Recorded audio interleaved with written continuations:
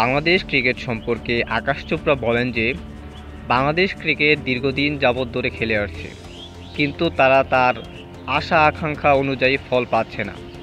Bangladesh cricket যেখানে থাকার কথা ছিল এর চেয়ে অনেক দূরে।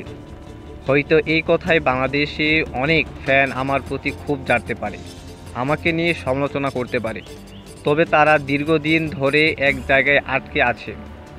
তারা ভীত উন্নতি করতে পারেনি যতটা এই বছরগুলোতে থাকা উচিত ছিল তাদের।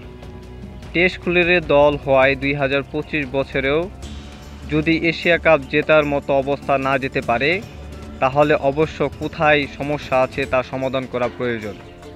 তাদের উন্নতি হয়নি বলতে গেলে বাংলাদেশকে তাদের যেই জায়গার মধ্যে ত্রুটি রয়েছে সেসব অবস্থান পরিবর্তন করা।